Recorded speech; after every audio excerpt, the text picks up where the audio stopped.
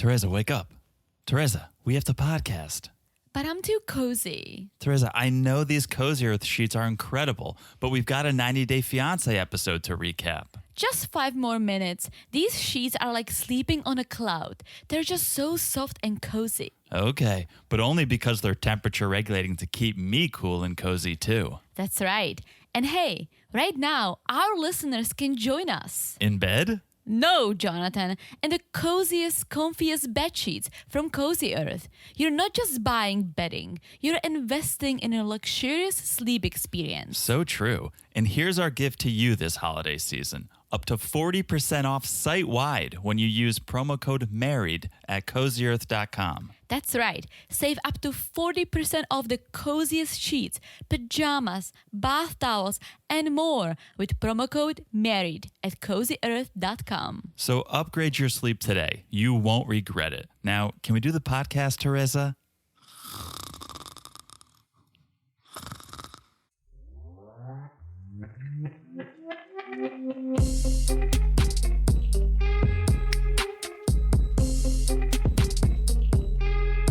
What's up, guys? Welcome back to another episode of Married to Reality. I'm your co-host, John, here with my wife and co-host. Whenever we go to check, she always takes me to the wine tastery. It's the one and only Teresa. Hello, everyone. How's everyone doing? And that's very true. The wine tasteries are amazing in the Czech Republic. And this whole scene just brought me back because that's what we do. I am from the wine country of the Czech Republic, which is the southeast, and that's all we have. That's all we do. We have vineyard after vineyard, vineyards everywhere, wineries everywhere, wine tasting everywhere. I don't know what a vineyard or a winery is. I know what a wine tastery is. That sounds like something you would say. I'm surprised you haven't hit me with we're going to the wine tastery, John. That's something I would say, yeah. Especially after a couple tasterings. Well, we brought you to a good amount of wine cellars over the years. We never stayed at a winery, did we? No, we should. The way Igor and Nikki packed their bags and went away for a night or two, like that's how I want to do it. I don't want to have to get back in a car after all the tastering and have to drive back home. We should find a place we can stay. Yeah, that's a good idea. Is it your cousin who has a winery or works at a winery? Yeah. They have a hotel. It's a hotel too, yeah. We should totally do that. Yeah. Do they serve mice meat for breakfast? No. And I doubt that these guys were serving mouse meat. I don't think so. Nikki, I honestly thought that your intro was gonna be that you are attracted to me more and more with every sip. Oh. Or that you love to bang because I cook and clean. No. Because that's what he was saying, basically. Oh. No. No. These are all the things I do for you. You are a fantastic wife. Yeah. Anyways, we're not here to talk about all the things Teresa does for me. If we were here to talk about that, this would be a 9-hour podcast because she's the best. She does it all. We're here to talk about these crazy couples. Ooh, what an episode. It was a good episode, wasn't it? It was a good one. I love Justin and Nikki. We met a new couple. Yes, oh my gosh. Which we just got a taste. Just a tastering of this new couple. Is that a new thing you're going to keep saying now? Well, I think if you go to a wine tastery, you do tasterings. I mean, that would make sense. It would make sense. And so we got a tastering of this new couple. And it's too early for me to tell how I feel about them. I am sort of confusing Clayton and Annalie. Oh, yeah. With them a little bit because we didn't have Clayton and Annalie this episode, but we had this new couple, Sam. Is that even his name? Yeah, Sam. Sam and Citra. Yeah. And they're both giving off young, immature vibes in a way. So I'm sort of confusing the two of them, but I don't know. I'm always excited for a new couple, and I think they could deliver. Their story is interesting. Yeah. His story is intense. Very intense. And what he's about to sign up for is even more intense. Oh, yeah. But I almost feel like it will help him. Yes, absolutely. Yeah, because of his past. I think if he does convert to Islam, then he won't be able to drink. He won't be able to do a lot of things. And I think that will help him personally. That's a great point. Yeah, he probably would benefit from some structure. Yeah. And yeah, I didn't think about it that way.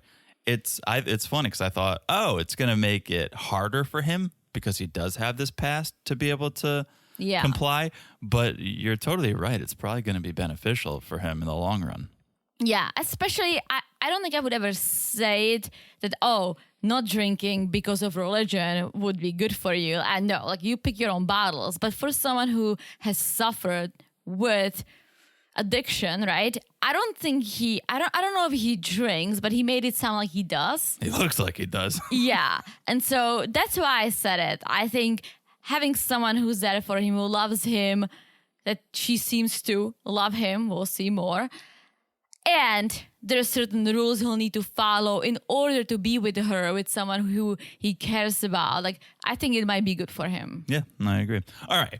We'll talk about all that and more.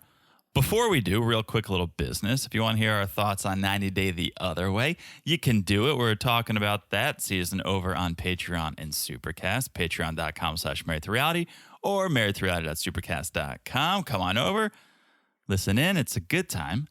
We're also on Instagram, @marriedtorealitypod. We're posting clips over there. We do memes. We share news. And most importantly, and most fun for us, we get to talk to you over there. Yes. So message us, call in on the Instagram, @marriedtorealitypod. You can also do it on Patreon. You can message us. There's also a chat feature. Yeah, I love it all, guys. I'm all over. My apologies. I was feeling a little under the weather last week, and so it was a tough post-Thanksgiving time for me. But thanks to Sudafed and a bunch of other medications, I'm back to normal. There she is. There am I. But yeah, guys, message us, talk to us. Like, I love it. I love chatting. Share your thoughts.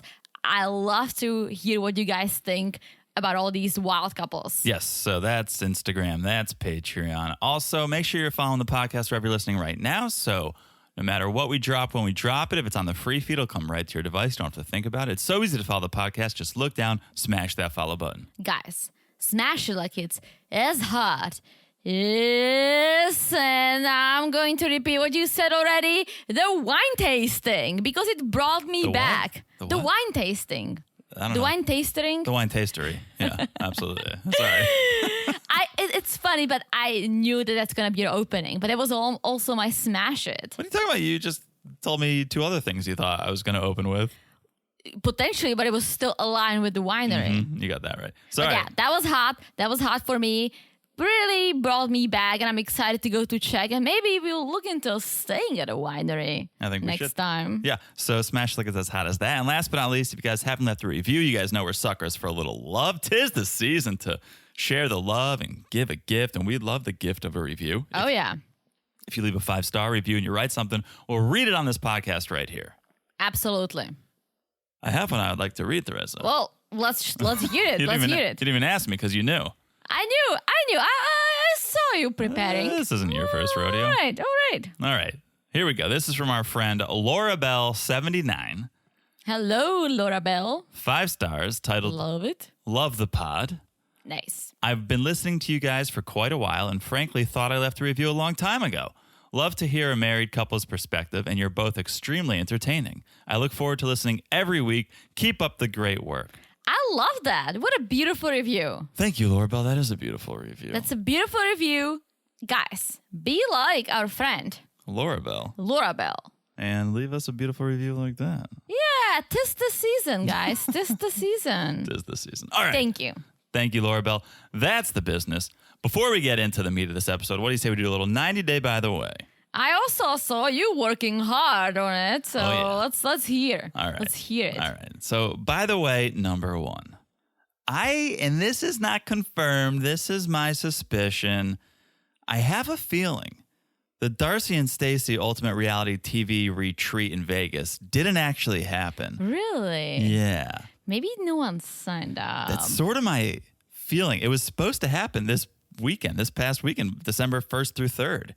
But Stacey and Florian, I saw on social media, were at an event in Miami on Saturday night. It looked like a gala for this organization, Amina's Hand, which I looked into. They help provide resources to disadvantaged communities. So a great cause and great to see him out there supporting it.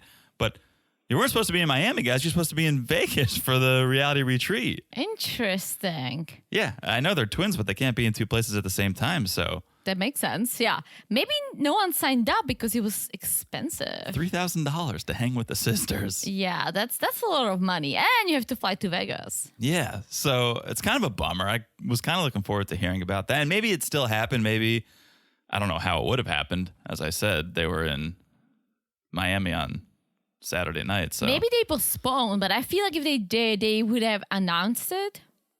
I know. I think so. I'm going with nobody wanted to cough up $3,000. Yeah. Or I think maybe one or two people. Right. But I don't think it's worth it. They can make it work with only one or two people. No, especially because it's four of them. It was Georgie, Darcy, Florian, Stacy. They're not going to split. Yeah. They're not going to do that for a couple thousand, I don't think. But there is a chance if you want to see the sisters. Speaking of Miami, they're going to be hosting the red carpet portion of the International Influencer Awards in Miami Beach on December 10th. It's an award show I've never heard of. International Influencer Award? Yeah, they recognize top social media influencers around the world. All right. So, like, who's going to be there? All the Kardashians and... I clicked on a couple of the categories because it's like top dad influencer, top TV influencer, top TikTok influencer. I didn't recognize any of them. Oh, wow. But Darcy and Stacey will be out there on the red carpet interviewing these folks. All right. I mean, Miami guys, if you're around. Keep an eye out. And one other little thing. Darcy has been teasing the release of something. And at the time of this recording, I don't know what it is, but she's been like, stay tuned. I'm going to announce something. I'm going to release something. And we all assumed Darcy and Stacey was canceled. Yeah.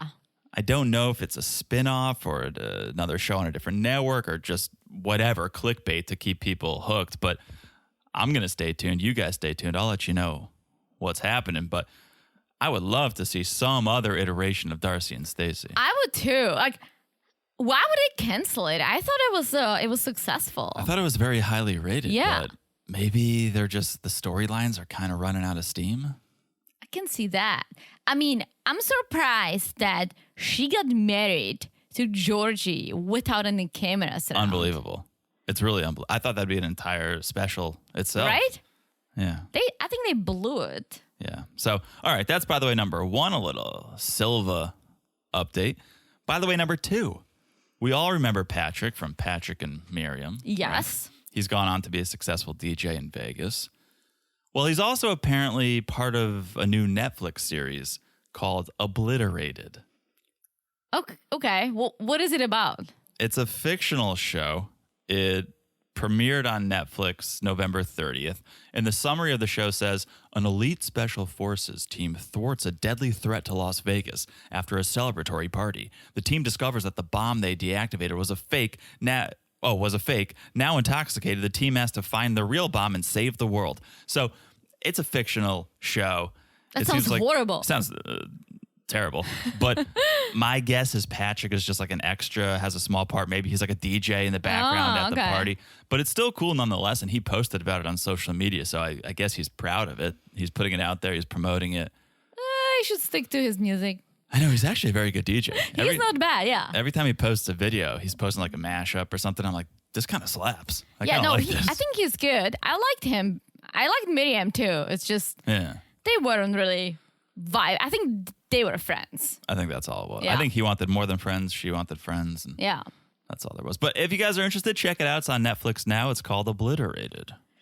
Yeah, I think I'm going to pass. But guys, his music, as we said, is great if you want to check something out. Obliterated. Also what Igor was at the wine tastery. Wait, what does obliterated mean? I don't even know what it means. Obliterated. I use it as like wasted. You're obliterated. You're messed up. You're destroyed. You're wrecked. Like you're drunk. Well, if you can use it in that term, Okay. but you can obliterate a bunch of different things. So there you go. Thank you. Thank you for the English language lesson, Jonathan. All the time.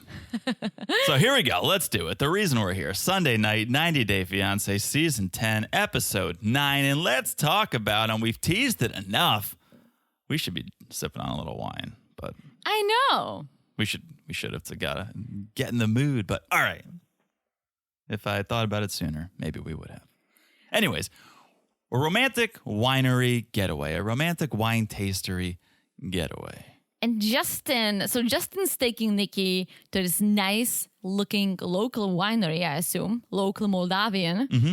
And he says, if she behaves, maybe we can have sex for the second time. He did have to get obliterated the first time. We saw him chugging the wine at the restaurant previously to get in the mood. Yeah. And so it's becoming quite the habit. Yes, like it almost seems like he needs to get wine drunk. Yeah. And I don't like this pattern of behavior. Me neither. But I think that's what he's doing, because they get to the hotel room and Justin immediately pours some red wine. Oh, yeah. And he says, he's like, you're getting beautiful with every wine. Yeah, that's his bank juice. Yeah. That's his lubricant. When someone shows you who they are, you have to believe them. And he's showing me that he can only bang Nikki when he's drunk. He only finds her attractive when he's drunk. Well, I think he finds her attractive when he's sober, but I think he's not in peace with who she is. Yeah. And I think when he gets drunk, maybe that kind of disappears from his head. Yeah. So she climbs on top of him, straddles him, and is like, maybe after dinner we can have sexy time. Always have sexy time before dinner. Never sexy time after dinner is just an idea. It's a fantasy. It never happens. If it does happen, you're just a couple of seals going at it. Like, hey, do it before when you're light, when you're feeling airy and fresh. Or digest. So take like 5 hours. Again, that's a fantasy. You start to digest, you fall asleep. It's not going to happen. Yeah. That's my advice. That's the appetizer. Ooh. Everyone's like, oh, and for dessert, sex. It's like, no, for an appetizer, sex. Very true. Right? Very true. Yes. Spoken from experience. Well, I think what Nikki is doing, that she is being very much of a dominatrix, I think he doesn't like it. He keeps saying it, and he says, well, I get manly vibes from you. And I think it's because she tries to take control. And I think a lot of guys like it, right? A lot of guys like when girls take control. But in this situation, I think Justin just needs her to not do anything. He needs her to not initiate anything and wait for him to do it. The fact that she keeps jumping on top of him and making all these comments all the time, like, it gets to his head and he cannot perform. He wants to be the man. He wants to initiate. He wants to be the dominating one in the relationship. And Nikki thinks, oh, I need to beg for sex. I need to force sex, and then I'll have it. It will happen. It could very well be the opposite. When you stop being so aggressive and begging for it, he will step up and be like, all right, little lady, now it's time.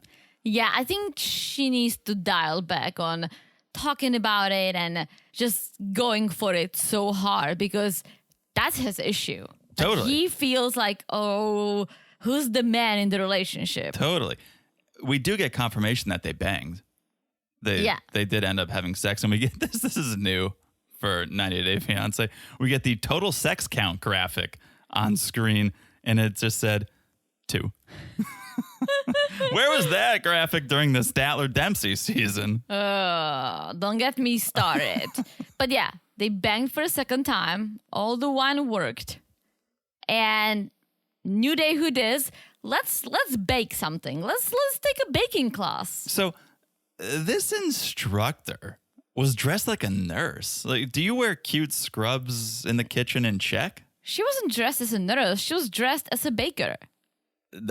Not any baker I've seen. She was wearing like a hat. Yeah, like that's a in Czech hat. too. Like, really? they were basically like all white, kind of scrub-ish. I think this was blue, and the hat It was. like this is Moldova, but I'm saying like in Czech, bakers have uniforms. All right, I'm a sucker for a traditional chef's hat, and she was wearing like a nurse's hat, and it kind of gave me some uncomfortable vibes. It wasn't appetizing to me, but they do. They start cooking, and Nikki's wondering, oh, do Moldovan men actually cook? And the instructor's like, yeah, of course they do. But Justin's old school. And this goes back to the sex too, right? Justin's old school. He wants to be the initiator. He's the man. He wants to take action. Yeah. He wants to be in control. And he says, Nikki doesn't cook. Nikki doesn't clean. In Moldova, the women cook, clean, take care of the house, take care of the man, and then the man want to make love with them. It's very simple. Very simple. And yeah, I mean, I know a lot of women who don't cook, don't clean, and you do you. I do that stuff. I think it's just because it's the way I was raised, and I also enjoy it, strangely. But I can see how Justin needs more from her that like connects him to his culture, right? It's not even that. I feel like, and I don't love gender roles or gender stereotypes like, oh, the woman should be the one to cook, the woman should be the one to clean. I don't subscribe to that. I think you do what you do to support the team, and whatever your strengths are or your passions are, you can do that, and you both help out equally. But I think in Justin's case, he does want more traditional gender roles because he's in this unique situation. Yeah. Where he does want to be the man and he wants Nikki to be the woman. Yeah. So traditional gender roles would help in that instance. Yeah, but that's not what Nikki does. No. She's not traditional by any sense of the word. No. And I think they need to meet in the middle. Like he needs to meet her in the middle because she wants one thing, he wants the other thing. They need to, maybe she can cook sometimes, but he does the cleaning. Like they need to figure it out. And as you said, you need to be a team. Like I do a lot of cooking, cleaning, but you do a lot of stuff too. John does the shopping. He empties the dishwasher. He cleans the dishes. Like he has his role too. He makes the bed. I have my chores. Yeah, you have your chores. That's why it works, right? I think if they end up making it, which I don't see happening, but let's see, they would need to like sit down and figure it out. Yeah. So they sit down to eat their treat, and they end up talking about the bang sesh that they had last night, or should you say early morning. And that's sort of the issue here, is that in the middle of the night, Justin woke Nikki up to bang. It was like 3 a.m. And Nikki finds that selfish. But you can't really help when the mood strikes. Yeah, I think she was half asleep, so she wasn't trying to dominate anything, and that was his time to shine. That. Exactly. That was his time to shine. Look at this sleeping beauty. I'm just going to ravage her. And then he did, and they banged. But Nikki was upset when it happened. And I said it episodes ago. I never got bothered by Nikki talking about sex or how much she needed sex or wanted sex, because I would always replace sex with just validation. Yeah. And she was looking for that. Now she's getting a little picky. She is. And she straight up asked him, so, hey, is the reason why you don't want to have sex because I'm trans? And he says, yes, because some of your emotions are man-like. Well, he says, and I think his word of the episode is vibes. Everything is vibes this episode. But he says, sometimes when you show me emotion, I'm feeling man vibes. Yes. And I think what he's trying to say is she's just aggressive. Like in bed, maybe she's aggressive, she's dominating, and that's a turnoff to him. So he doesn't want to act sexually when she acts that way. But for me now, the turnoff is just, you wanted to bang, I wanted to bang, we banged. Now you're complaining that we banged because it wasn't at the time you wanted to bang. So it's just very confusing. Yeah, Justin said, he's like, I need a nice woman. You can be a nice woman, but I need you to work on your temper and your masculine energy. Open the woman part of you and I will support this part like a man. And I appreciate how Nikki handles Justin and his thoughts and feelings. Like, she just laughs. Kind of, she could easily be offended by a lot of the things. Yeah. I think she knows there's a language barrier. I think she knows it's not coming from a bad place. And intention is so important. And I don't think his intention is to offend when he says like, oh, you're giving man vibes, or I need a woman, a nice one, right? And she laughs it off, and I think that's great that she can look past the words and get more towards the intent of what he's trying to say. Yeah. And he says, I introduced you to my parents, to my friends. Like, you need to be more understanding. Like, I'm doing all the right things. I'm taking all the steps. Well, not enough for Nikki. There's one step you're not taking, brother. And I don't know what's up with... not even millennials. What's the generation after millennials? Younger or older? Older. Is it Gen Z? No, I don't know. I'm not good with... Me neither, but we see it with Shekinah. We see it with Nikki. What's up with them in social media and Facebook and making sure your partner is blasted all over your social media? It's like, I mean, I get it, but I don't. Like, let them get there. Some people don't even use social media that much. Like, the fact that you are judging your relationship based on whether you are present on someone's social media or not. Meanwhile, they are introducing you to their parents. They are introducing you to their friends. Like, that's more important to me. Generation X. Generation X. Thank you. Looked it up. What's up with them? What's up with them, guys? Call in. I don't want a blanket statement Gen X because I think obviously, you know who I'm talking about. Right, but I think these are two unique situations. So in Shekinah and Sarper's experience, he's banged 2,500 plus women. True. So she needs to know that you're done with that. You're done putting this playboy persona out there and you're ready to commit to me. And a great way to show that is to show our relationship to the world. Mm-hmm. So to let other women know.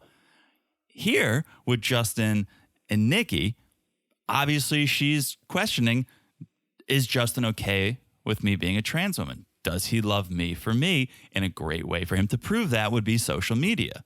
So true. So it goes deeper. Again, with the sex, for me, it was she's looking for validation. Same with the social media. True. Well, Justin takes an extra step to prove Nikki that he's in this for real, and he changes his status on Facebook to engaged. And but not engaged to her. Okay, and that's what I was wondering. He went from single to just engaged. Yeah. It doesn't say engaged to Nikki Exotica. No, I think I went from single to married. I don't think I ever said I was in a relationship with you. Okay. I don't think we did that. I mean, I honestly, I didn't even think about it. But then we got married. Why not? Yeah. And we were both confident in each other. And that's why I'm saying I don't think it really matters to many couples. No. But if there was questions for one of us of, is the other person truly committed? Are they really in this for the real reasons? Then it would be more important to show that and make that gesture, I think. Well, I think, and I'm going to speak for you and I, right? The first post we ever did together, that was a bigger step because everyone's going to be like, oh, who is this person, right? But then when I do make posts on social media, and I don't post often, usually just when something cool is happening. Like, of course I post you, but I don't think about it. Like, you're a part of my life. Like, I don't even like, oh my gosh, like, should I post pictures with John? It's no, why not? I just do it without thinking about it, right? Yeah. But for them, it's like so important to do the first step. And now when I'm thinking back, not that it was hard, no. But when I posted a photo with you, I think it was from Chicago, I had a lot of friends asking, oh, who is this guy? Mm-hmm. Did you see your boyfriend? And I was like, yes, he's my boyfriend. I just asked him to be my boyfriend. I just asked him to be my boyfriend. So yes, I get it. That's a big step. But we did this 3-4 months in, right? They've been together for a while. Yeah, over a decade or so. Right? Same with Sarper and Shekinah. 7 months? Yeah. I know. It's different for every couple, but I see why each of these couples feels it's important. Yeah. So, new day. I'm taking Nikki to a wine tastery. Finally, let's do this. Wine tastery focusing on being romantic. A private wine tasting. And Justin takes the very first sip and goes, I feel like love vibes is coming. Like, he's going to chug that wine. It's almost Pavlovian with him at this point. He takes a sip of wine, he's ready to bang, right? He's connecting these two, and that's why every event now there's a bottle of wine involved because it's going to lead to banging. Well, the hospitality manager speaks English very well, And he has some sass, too. I said he was the sommelier, but I don't know if he is or he's not. But okay. Well, his title was the hospitality manager. All right. Well, he's like, yeah, when people do a wine tasting, they do tend to get a little tipsy. By the seventh wine, people aren't really listening to me anymore. Seventh, Justin looked wasted after the second sip. Because he wasn't sipping, he was chugging. True. Third wine, Nikki goes, hopefully tonight we can get busy. And then they just start making out. And the manager looks at them and says, too much information. TMI. I used to say don't go there, but it's too long, so now I say TMI. TMI. Sassy. So the som's like, or the hospitality manager is still trying to do his job, be a professional. He's like, so this is a pink wine. This next wine we'll be drinking is a pink. And Nikki goes, pink like what, baby? And Justin goes, your lips. And she goes, both lips, baby. Oh my gosh. And then it was turning very, very sexual. And you can see how drunk they both are. Wasted. And listen, I've got drunk Ooh. from wine tasting multiple times in my life. Tell our friends, I'm sure we have, about the wine tasting we did that wrecked us all. Okay, so the town is called Valtice. It's a beautiful historic town with a beautiful Baroque chateau, right? Castle? Chateau. Okay. And in the cellar of the chateau, they turned the cellar into a huge wine cellar. Well, it was a wine cellar originally, but now every year they select 100 best wines in the Czech Republic. 100? 100. Red, white, rosés. Pink. They have some pink. Like your lips. They have some champagne at the end, right? And you pay, I think it was like $25 a person ish. You pay the price the next day, but you get a glass, and I think for another $5, not even, you get a big basket with bread and some snacks. Not big enough. And then you go in, and I think my dad said there was a timestamp on it, which I didn't even know. I think you have 2 or 3 hours to get through it. And here's the thing. You get into this beautiful, huge wine cellar, right? And you start with the reds. You go into the whites. No, you start with the whites. You go into the reds. And with champagne. Here is the tricky part. You are pouring yourself. There's no bartender. There's no hospitality manager. There's no sommelier. There's just 5 bottles in a cooler. It depends what type of wine it is. Okay. And then 5 bottles in a cooler, 5 bottles in a cooler, 5 bottles in a cooler, just all the way throughout this entire cellar. Well, you're dumbing it down.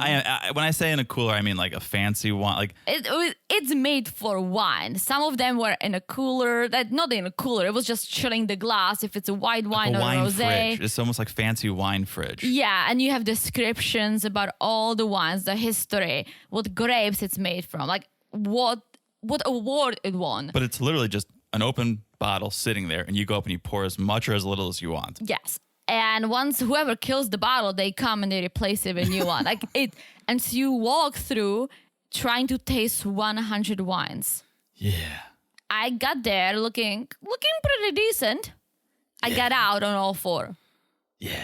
I don't remember leaving the wine cellar. Let's post a photo for the Patreon and Supercast. Oh my gosh. Not the one where you look like you, I don't know, have 19 different eyes looking in different directions. But either the wine cellar so people know what we're talking about, or maybe the video of the ride home where we're singing at the top of our lungs. Oh, maybe not that. We won't post that. We'll post a photo though. Yes. All right. Next day, all aboard the struggle bus. Nikki is so hungover, but I'm going to make a comment. Remember when we met her, she says she spends 2 to 4 hours or 2 to 5 hours on makeup? I think it was like, 2 to 3 maybe. She still has a full face of makeup. And this is not makeup from the night before. Oh. This is a brand new makeup. Okay. So she, while being hungover, she still did that. Good for her. I would never freaking do it. Absolutely I would just not. put the sunnies on and I would just roll. So for me, the last thing I'd want to eat when I'm hungover is mystery meat. She sits down and is like, what? What is this? What kind of meat is this? And Justin's like, mouse meat or pork. I don't know. It's good meat. Mouse meat. I think he was joking. Yeah. But literally the last thing I would want to eat when I'm hungover is mystery meat. I guess. I want something greasy, not healthy. I don't want anything when I'm hungover. I'm so nauseous usually. I usually crave something like popcorn chicken from Publix. That's pretty good. It's pretty good. So Nikki, of course, brings up sex again. And Justin's like, last night we had sex. I gave you what you wanted, but you're still not happy. Again, because it was at 3 a.m. And Justin's like, I don't like when you push me. Yeah, because he says, I also want to have sex sometimes, but you need to stop pushing me. Yeah, let it happen organically. Yeah. And so Nikki's like, okay, well, do you just want to be friends then? Because I don't have sex with my friends. We're just friends. And so you and I, if we're not having sex, we're just like friends. That's such an aggressive comment. You don't sleep with your friends. You don't kiss your friends. You don't cuddle with your friends. Well, Justin does. Here in my country, we have sex with our friends. Just friendly sex. Well, I think he was trying to say, yeah, we do friends with benefits too. Yeah, he was like, translate him. Nikki's like, really? While we've been together? Don't lie to me, Igor. And she uses Igor. Yeah. And that's how you know she's serious. And Justin goes, bitch vibes coming. I'm telling you, vibes was his word of the episode. He probably vibes. picked it up somewhere. I feel him. The first time I've ever heard someone said YOLO changed my life. Could not stop using. Could not stop using YOLO. Yeah, well, you only live once, so. Nikki tells the camera, guys are going to be guys, and I know this because I was a guy. I know what he's thinking, and that's so interesting. And so she asks Justin, well, now's the time. Tell me. I won't judge you. Have there been any girls you fucked around with while we were together? And he says, since we've been engaged, when I gave you this ring, no, I've stopped with the other girls. Yes. So since you've been engaged... Well, here's the issue. She applied for the K1 visa 2 months before they got engaged, which K1 visa are engagement visa. Why would you apply before you got engaged? Because as I said, engagements are make-believe. They're an idea. So yeah, you can they're beautiful, but yeah. They're beautiful. They're meaningful. They're meaningful. It's a great gesture. There's meaning behind it, but it's not official or legally binding or anything. So you could just tell the government, yeah, we're engaged, and start the process. So they did.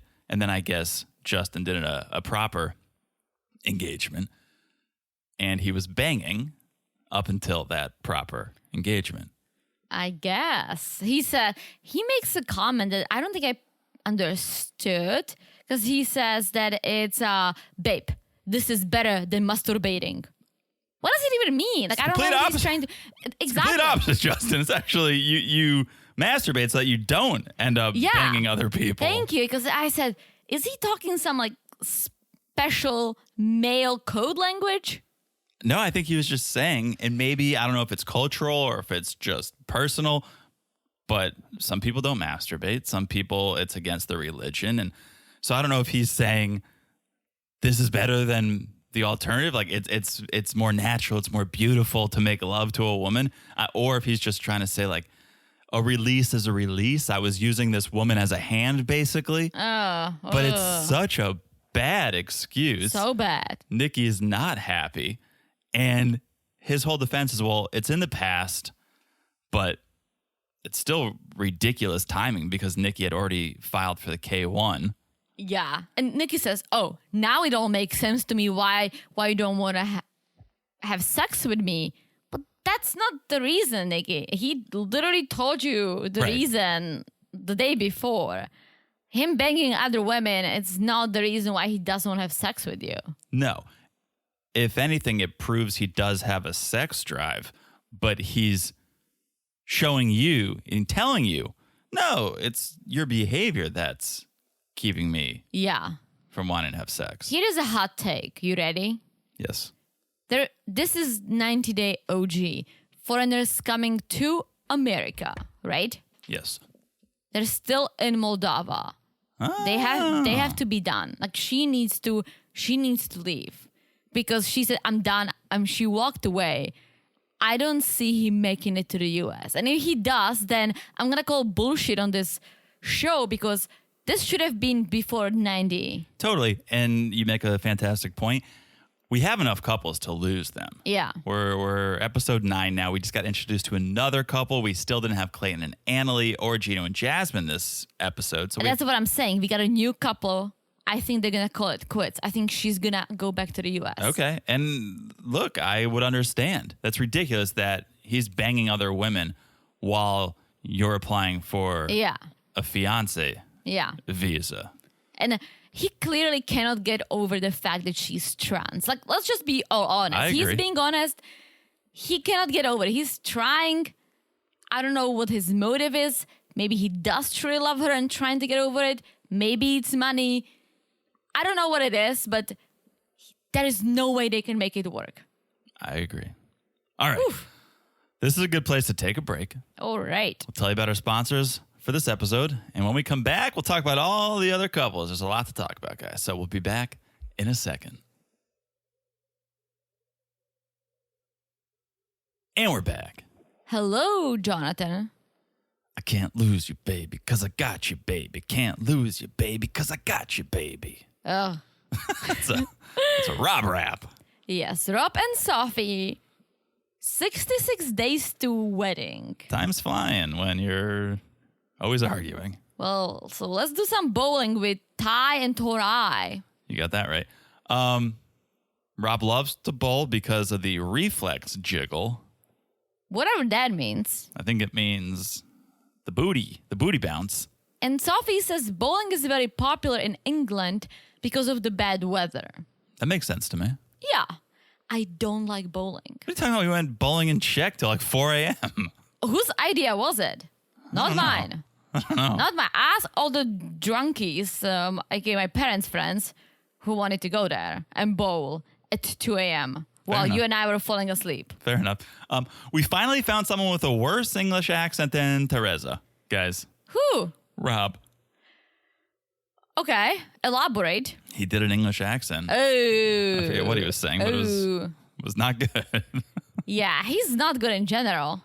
Very true. He is, I'm trying to figure it out, his personality and why it bothers me so much. Because he's not real. He's not authentic. He just needs to drop the cool guy act and just be real for a minute. But I think he thinks that's who he is. Like doing a choreographed dance at the airport is not cool. You're trying to be cool. You think that's cool, but that's not. That's not authentic. That's not normal or natural. But even, I think he, in a way, I don't know how to describe it, but for example, they're telling the cameras that, oh, okay, we're gonna bowl. And Sophie says, I'm good at bowling. I'm better than Rob. And she's kind of joking. And Rob is like, no. You're not better at any sport. It's like any sport. It's like, I'm better at all sports. So I'm saying, I don't think he's joking, right? No, he's not. He's trying to put on this facade that he's the best, he's the coolest. Yeah. And he's not. What's cool is being authentic and being you.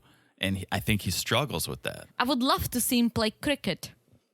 Is that an English sport? Yeah. Oh, I mean, he'd probably be better at it than bowling because he stunk. He was the worst one there. Yeah, and he's one of the people who don't know how to lose. Yeah, I could see that. Again, because he needs to be the best and the coolest. Yeah, Sophie's pretty good. Sophie was very good, and so was Torai and Ty. Yeah, and so friends are asking, hey, Sophie, so why did you go through his phone? Like, what's up with that? And so she tells them, and they didn't know. Rob didn't tell them the whole story. Yeah, Rob's a knob. And we get confirmation what app it was. We were always wondering, was it Instagram? It was Snapchat. Snapchat, which means cheating. Yes. I think this is cheating. Yes. If you are sending junk mail, knob pics to random girls on Snapchat, I would say that's cheating. Oh, absolutely. And Torai is like, whoa, you didn't tell me that. This kind of changes things. And so Torai and Ty, they see where Sophie was coming from. They still don't think it's good, which I agree with. You shouldn't be going through phones. No, you shouldn't. But she says, at this point, when he did it twice to me, I need to get past it. And for me to get past it, I want to make sure he's not doing it again. Like, I get it. Like, I would not want to be going through your phone. But at the same time, if you did this to me twice, first of all, I wouldn't be here because I would be done with you. But let's say I wouldn't. I don't know how I would get past it. And I guess randomly checking your phone, that would be the thing to do. Yeah, but I told you last episode, there's so many ways to get around that. And it's the false sense of security and trust. You think he knows that stuff? Oh, if he knows anything, it's probably how to be sneaky. Well, it's not, because he did it twice and she found out twice. True. True, I stand corrected. But so nobody is siding with Rob. And he's mad about it. He doesn't understand why people are on his side. He's like, I'm pretty lost after this whole situation. Like, I don't know. Like, my friends, like, not understanding. It's like, dude, like, you didn't tell them. Yeah. You didn't tell them because you knew it was bad. Yeah. So therefore, how are you surprised that they think it's bad? That's why you didn't tell them. So, new day, who dis? Yes, we're back at Rob's and Sophie's. Yeah. Sophie's Skyping her friend Maya. Back in London. And Sophie is kind of catching her up on things, telling her how things have been a little crazy, but she's loving LA. She's loving LA. And so Maya knows that he did online cheat on her before. Yeah. Right? She doesn't know he did it again. And when Sophie tells her, she is very concerned. Yeah, as any good friend would be. You do it once, shame on you. You do it twice, shame on me. And Maya's like, how can you trust him at all now that he's done it multiple times? How do you know that you'll really be happy going through with this? How do you know he won't do it again? Yeah, and she asks a good question. She says, are you even going to be happy on your wedding day? No, because you'll probably be checking his phone right before you walk down the aisle. And Sophie kind of agrees to that. She's like, I don't know. And Maya's asking, well, on another note, did you tell him that you're bisexual? You cannot tell him the day before the wedding. Yes, thank you. And this was my point, Maya. So I appreciate you saying it. And Sophie's like, well, because of everything going on, I haven't had the chance to tell him yet. And Maya says, well, don't wait until the day before the wedding. Yeah. Sophie's nervous that this can be the final thing to break them up. Good. I know. I don't think you guys are right for each other. No. She needs to go back to London. Yeah. So new day, they're going to go ring shopping. Wedding bands, nothing fancy, they say. But there's something else big happening today. This is the day Sophie's going to tell Rob she's bisexual. Yes. Before she does, she asks, well, what's the budget? Like 5K? I want some rose gold. And they're all basically laughs. And I laughed with him because, Sophie, you guys don't have a bathroom indoors. Do you think he has 5K to spend on the ring? Yeah, he got you a rose. And now you're asking for a rose gold. Well, Sophie gets serious. She says, I need to tell you something, but I'm very anxious. Okay, I'm gonna tell you. And then she walks away. She walks outside, sits down, and starts crying. I felt for her. Yeah. I think it's easy to overlook the reality of this announcement because it is reality TV. But this is a coming out, right? Yeah. This is a big announcement that she's going to make to her fiance and to the world. Yes. And sure, she's told other people. I don't know exactly who in her family or friend circle knows, but clearly Maya does. But this is big, and I think this is an authentic reaction. Well, you remember she told Maya in London before she went to the US. So I don't think a lot of people know. Yeah. So, as you said, she's having this panic attack. She runs outside. She's crying. And I love Rob inside. Like, am I supposed to come outside? Like, should I close my eyes? What kind of surprise is this? What are we doing here? Well, so he comes out because he hears her crying. And Sophie says, there is no need to be angry at me. I have not done anything, but I need to tell you, I'm bi. He's like, you're bisexual? Ding, ding, ding. And Crickets. then he goes speechless. And I was surprised. I kind of thought he was just going to be like, cool, all right, whatever. But he can't even say one word. He doesn't know what to say. Literally, he is speechless. Yeah. I'm curious to see how he will handle it. I hope he doesn't use it against her to get back at the way she came at him for the knob pics, right? I hope it's not like, see, you were having secrets too, right? Yeah, I think from the previews, he's kind of going to say something in a way that, all right, well, if you want to experience and be with someone else, well, I can also be with someone else. And she says, that's not what I'm trying to tell you. That's not what I want to do. Yeah. Yeah, there's also that thought that a lot of people have that, oh, you're bi. That means you have to be with both, right? So you're not going to be just happy with me. You're going to need a woman too. You're going to cheat on me because of that. It's like, well, no.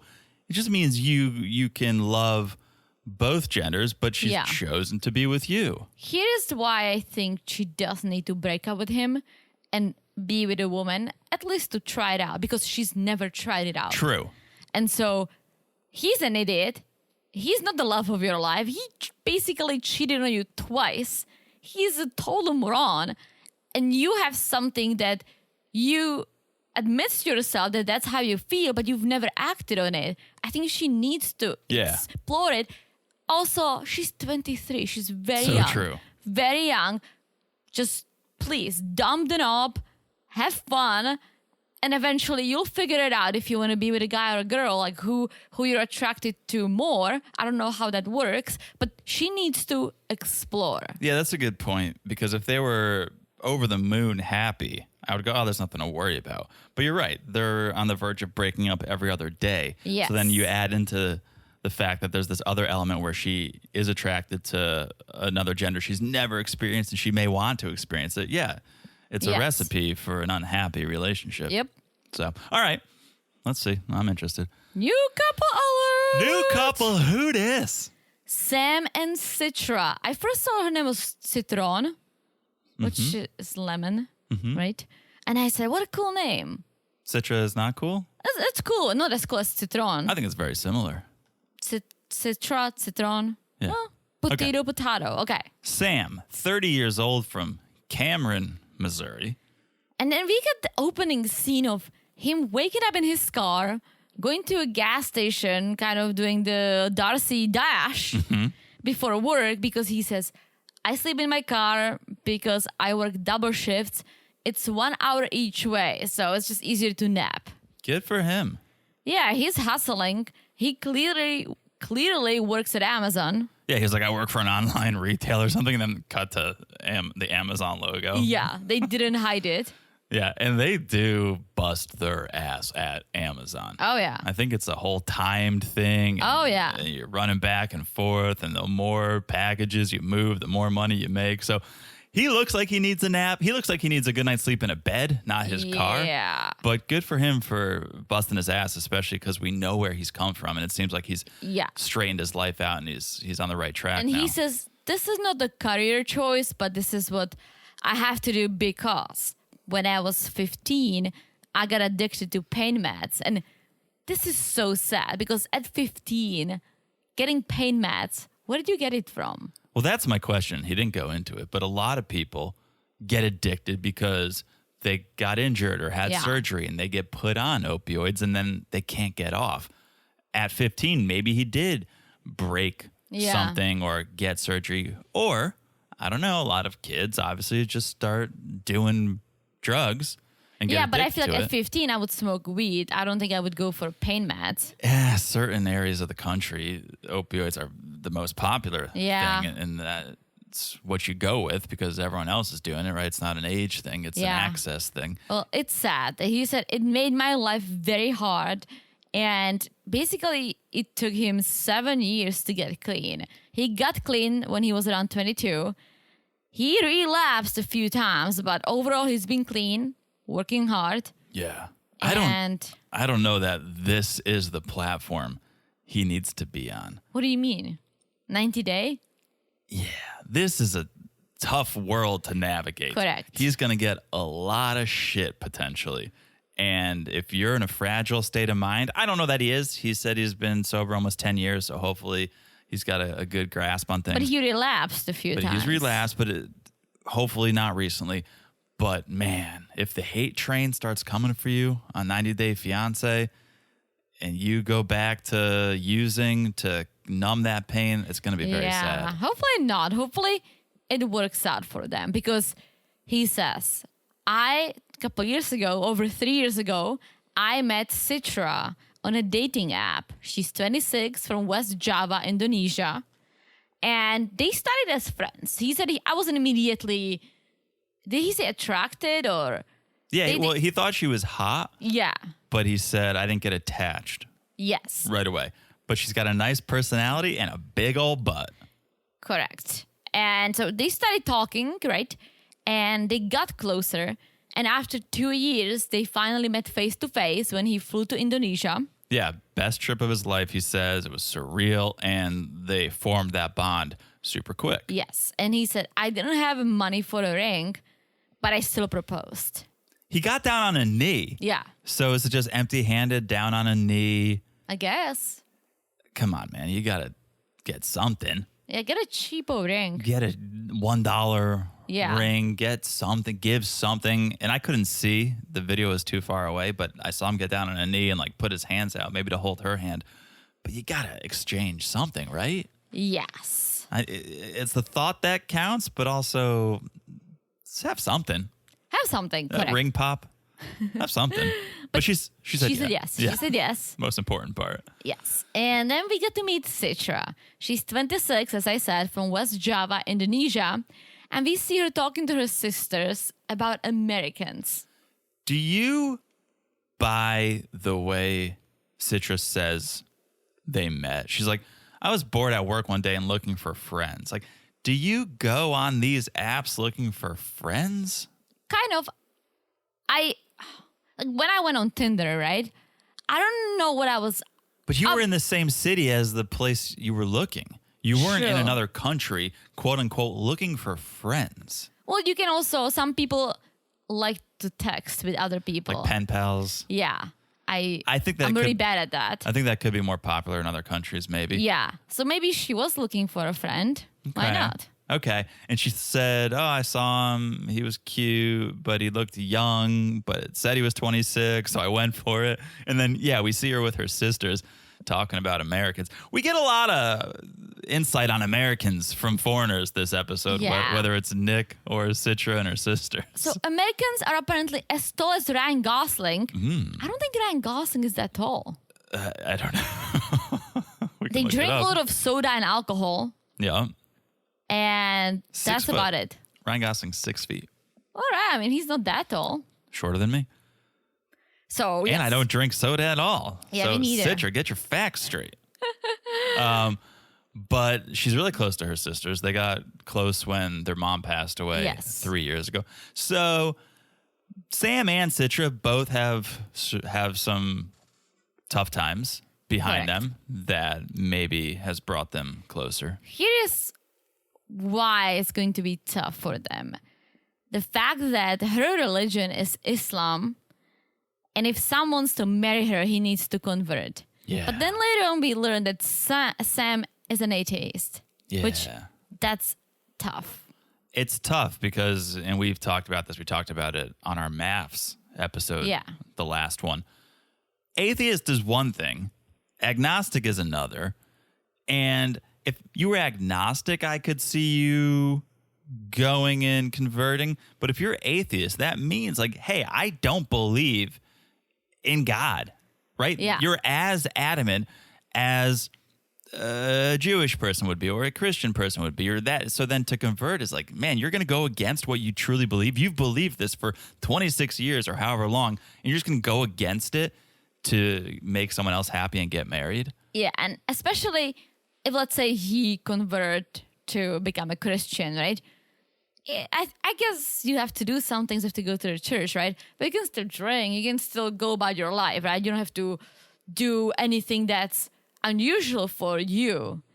With Islam, they have a lot of things they do, a lot of rules, a lot of celebrations, right? They don't drink, they do Ramadan, and that's very different than what he knows. Yeah, and maybe, because we know 90 Days don't do research. It's the fact that it is so different that he thinks, yeah, whatever, because it doesn't even seem real. He's not familiar with it.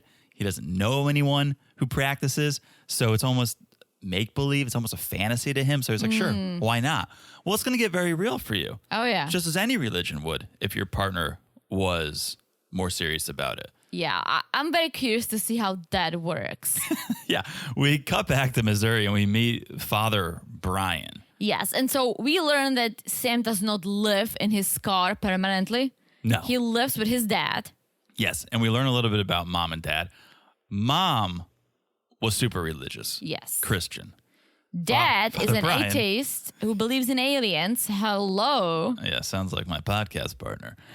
Sam also believes in aliens. He says he saw a UFO, but yes, he considers himself an atheist. So he is a little nervous. He brings up, the fasting, the no drinking. It's going to be tough.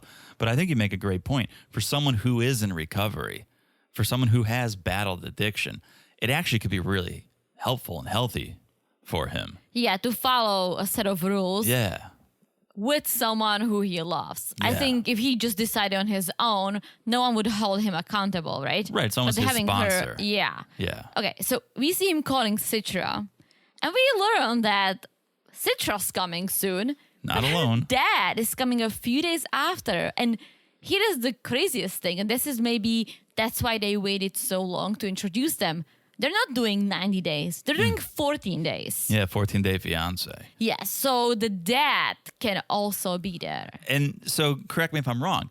The only reason they're doing 14-day fiance is because dad can only take like 2 weeks off of work or whatever. He can't be there for 3 months. Well, I think the reason why he's coming so early and not towards the end of the 3 months is because she cannot have sex before marriage. And I think he's nervous them living together without being married. He's nervous they're going to be banging. Yeah. So I think he's going there to make sure it's not happening and they do get married. Yeah, Sam must really love this girl because this is a lot to have dad come and stay there and keep an eye on them. And dad, Herman, I think is his name, police officer. Ooh. So there's even that intimidation factor. Because, Herman needs to come and witness the wedding and then return home. Yes, but I'm glad that Sam said, I've been very open with Citra. She knows all about my past, right? Good, yes. Yes, and she still loves me. She got past it and we're together. We love each other. We're going to get married. Yes. All right. Woo! Shall we move on? Let's go from Missouri to Arkansas. This little piggy is heading back to Cersei. Yeah, so they stayed in Memphis for the night because the flight from South Korea was very long. Taking all the large buildings now, you're not going to see any for a long time. And they crossed the bridge and here comes Arkansas. This is the classic foreigner out of water experience, right? Yeah. You had it. Nick's having it. He's like, this is not the image of America that I had. When Koreans talk about America, they talk about big cities like New York, not gators in the creek. Yes. I didn't know there are gators in Arkansas. Yeah, I could see that. Yeah, I mean, I can see them going a little up north. I could see that. So they get to Devin's house, nice house. Nice big house for a reason, because Oh boy. all these titty babies are still living at home. Yeah. Devin lives with her parents, of course, and then her two sisters and her brother, Caden. Yes. Caden is one message board away from starting a cult. That's all I'm going to say. So 7 people in this house? Is my math correct? Yes. Yes. 2, 4, 7 people in this house. Yeah, so- it's the cult already. He's getting the tour. He says, wow, a big house. You don't see this in South Korea, really. They go to her room or their room for now. He bounces on the bed. He's like, this'll work. And he's like, what is the stuffed piggy I gave you? What is the stuffed piggy? Let him breathe. Let him out. Take out the stuffed piggy. And you see her room. She has multiple piggies there. Yeah. Never forget who you are. Well, so she takes him on a walk around Cersei immediately. This is nice. And the first stop was this art alley, which was cool. It's like a bunch of street art, these murals. And Devin did a piece. She did this skateboarder. Yes. Which was, I thought that was cool. It's nice to see another angle of someone. You're like, oh, artist. I didn't know that. I would love to know what she does for a living, or is she still in school? Like She's a titty young. baby. She's a titty baby. Well, yeah, but like, is she in school? Is it why she lives with her parents? That's a good Because question. she was in Australia for something. If she was still in school, she'd have a hard time sponsoring Nick. Well, you think she's sponsoring Nick? I think, the parents. Did you see the house? yes, but don't you think they would tell us that? That adds some stakes. I would want to know. I think they would tell us. Well, They did with the whole Nicole and Asin thing. true. All right. So they walk around Cersei, and Nick is starting to realizing that, all right, there is not a lot of Korean culture. Okay, there is no Korean culture. And then he learns that the name of the county is White County, and he's concerned. Yeah. And Devin's like, well, it's not talking about skin color. Nick's like, well, there must be a reason. And she goes, you can research. Well, next thing on the tour is this Confederate soldier statue. I'm gonna give credit to Nick for the fact that he knew what it was, what it meant. I don't think a lot of foreigners knew about the Civil War between the South and the North and the reason why. I don't think a lot of Americans know that history. True, but he did. Yeah. Yeah. So kudos to him for actually doing some research. Yeah, and he realizes, well, all right, if this town has a Confederate statue, they may not be so welcoming to foreigners, especially after COVID when anti-Asian sentiment increased. So he's feeling a little uncomfortable. Yes, I get it. I get it. Totally. New day, fish fry. Fish fra. That's what I say. Fish fra. Fish fry. Fish fra. Okay. I'm doing the Arkansas accent. Fish fra. All right. So time to meet some real Arkansas Americans. Yes. The family friends Yeah. that didn't get the names. I don't either. But poor Nick is feeling like an outsider, but he's gonna be friendly. He's gonna be helpful. He's frying the fish. He was battering up the fish, frying it up. He was jumping in there doing his thing. And he says, this is basically like fish and chips. Mm-hmm. And one of the friends says, Southern fish and chips. So they sit down to eat. And here we go. Ooh. Here we go. One of the friends asks, so what do South Korean people think of Americans? Ooh. Nick. Greasy food and being fat. And then he gives this big smile, which I don't know how to take.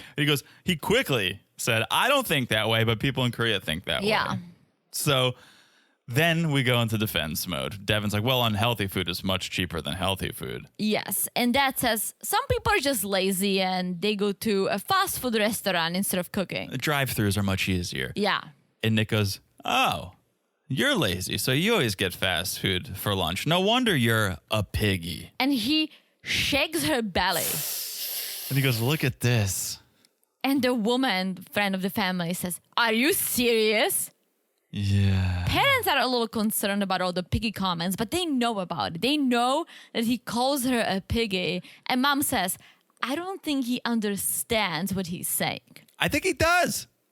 I think he completely does. That's why he calls her piggy in reference to her eating fast food and rubs her belly. Yeah. I think he completely knows what he's saying. I don't know if he knows how offensive it is. That's what I was trying to say. Yes. But he totally knows what he's saying and why he's saying it. The fact that he's made it her entire personality is a little concerning. Yeah. The fact that he's giving stuffed animals and there's multiples and has the nickname, like, that's not an offhanded comment that he's just saying after the holidays when he's like, oh, you turned into a little piggy this holiday season. Well, he must paint her this way because you remember when she met his parents, they said, oh, you're not as big. Maybe. They made a comment that she's not as fat as he made her sound. So he Maybe. must talk about her this way. And let's be honest, she's not fat. No. No, not at all. So Nick, you need to stop. You need to stop this whole piggy thing. Yeah. The friends were like, man, this is tough. 90 days. He's possibly going to be the father to your grandchildren. And Dad was like, yeah, well, this is something we thought about. We just haven't had the chance to really discuss it with them yet. So now the parents aren't sure if Nick is a good person or a good person for their daughter. I think he is. I just think he needs to start listening what she's telling him. And she says, hey, I don't like this nickname. It's offensive in America. Yeah. She's not joking.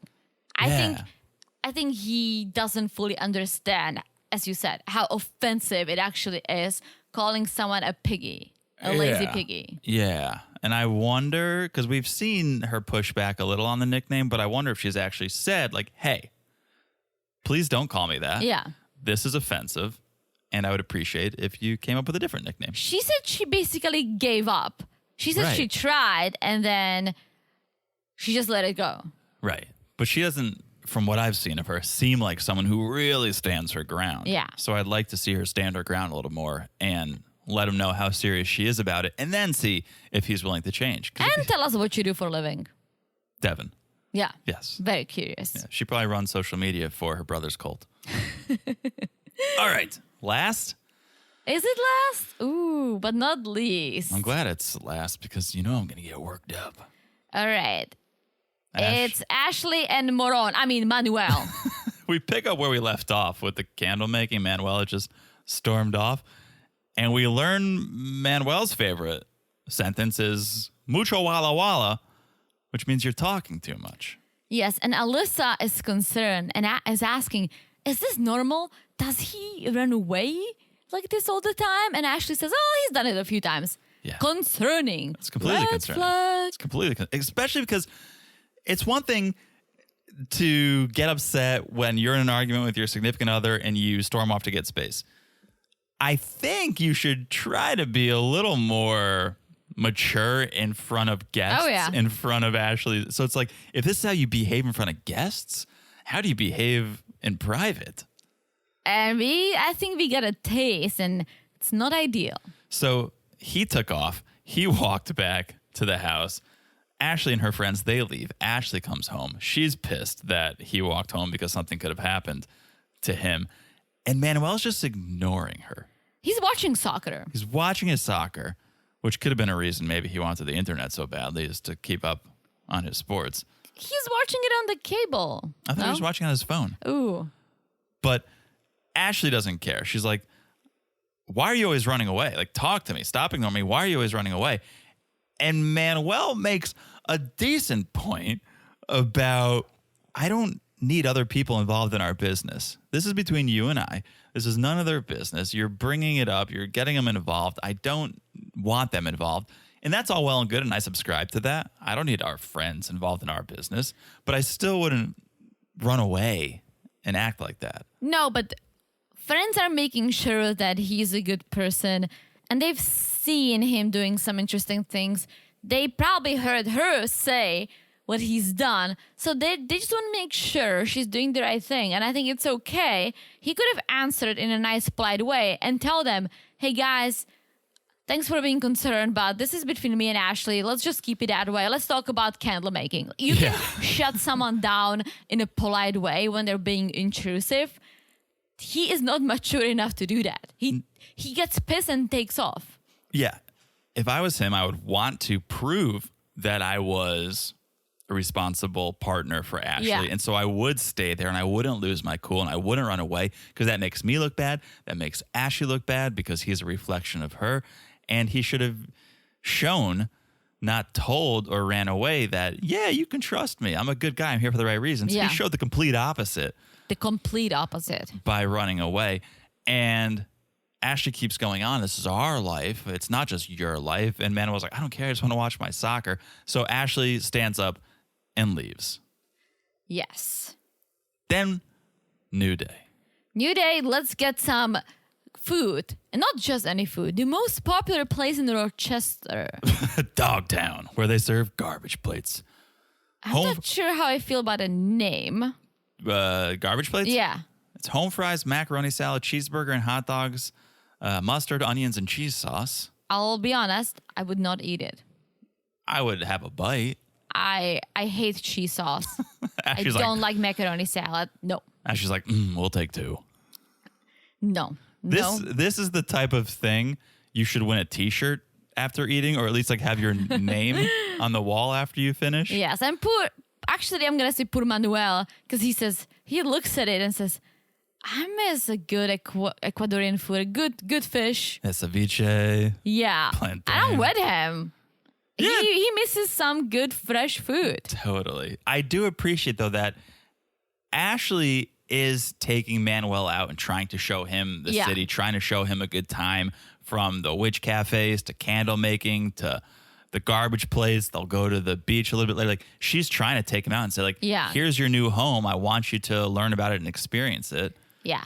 And they start talking about a wedding. So it's still happening, apparently. And it's going to be a destination wedding. Yes. They want to get married in Florida because it's a travel destination. They met in a travel destination. So it just makes sense. No, it doesn't make sense. It doesn't make sense You guys at don't all. have the money to get married in Rochester, let alone in Florida. Yes. And so Ashley's trying to book flights as they're eating the garbage plate. And she says, $250 a person. That's not bad. That's correct. It's not bad. $250 round trip, not bad at all. But that's just the flight. Yeah. Yeah. So Manuel's like, well, is there anything cheaper? Manuel says in Ecuador, $2,000, you can get a full wedding, 100 guests, go all out for a couple G's. And now we're just going to spend $500 just getting us there and Not back. 500, 600 something. And True. here goes taxes, Manuel. Well, Ashley goes, I don't mind going into debt to get married. First of all, you should. Second of all, what a waste of money if you're marrying Manuel. Exactly. Go into debt if you're marrying Brad Pitt. Don't go into debt. Get married. I don't think I would want to get into debt for a wedding. I think you can do a wedding on a budget, on whatever budget you have. You can make it happen. I agree. I know a lot of people do. I think if you got to put a little bit on the credit card, you put a little on the credit card. But yeah, you should probably live within your means, celebrate within your means. Or wait 6 more months, and then I know they cannot, but they can also do what a lot of people do a smaller wedding because it's 90 days, save up money for a year or so, and then have a bigger wedding. Yeah, do you really want to start your life together in debt? Yeah, exactly. Thank you. So I do appreciate that Ashley is even having this conversation with Manuel about money and what she's buying, because I think so many people would say, it's my money.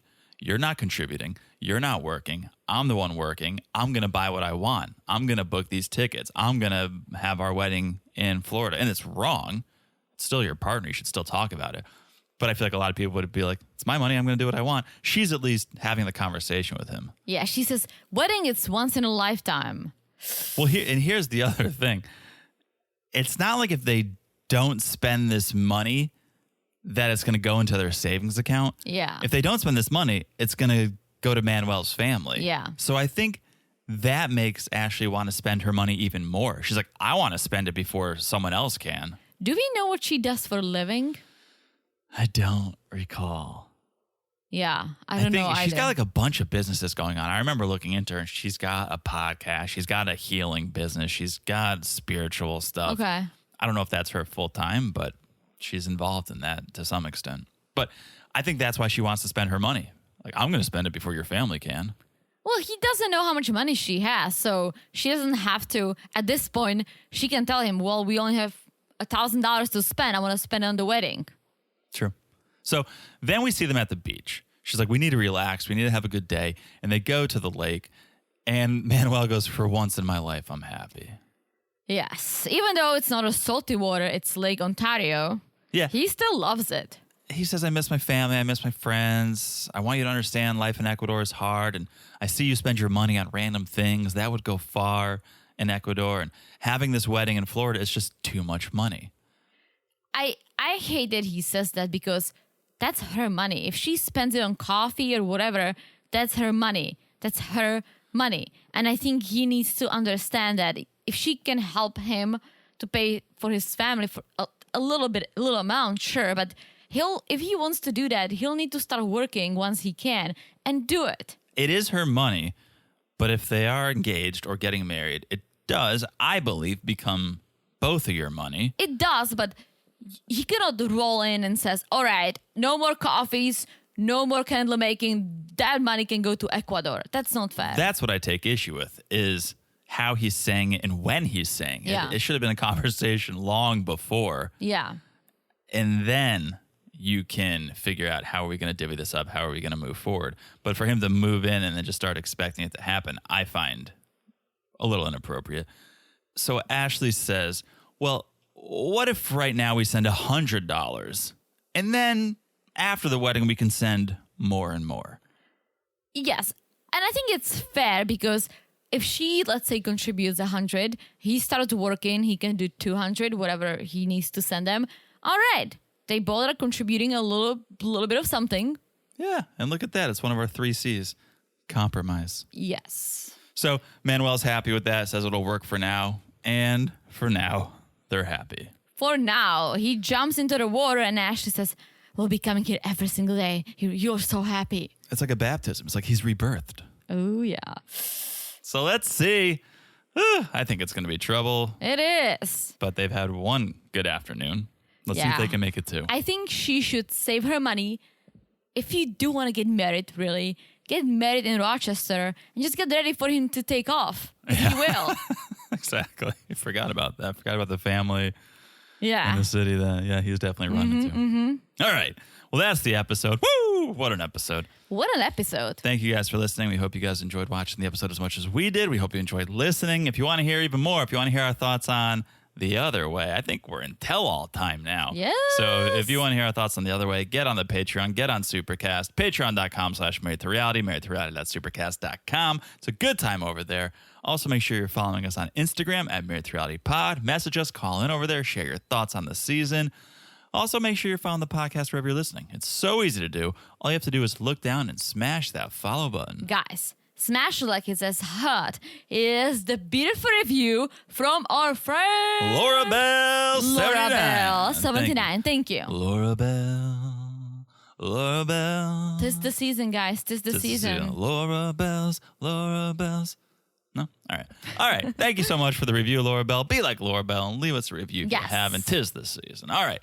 With that, I have said it all. I've said it all. You've said too much, Teresa. Ugh. You always do. Ugh. All right. Means we'll talk to you guys soon.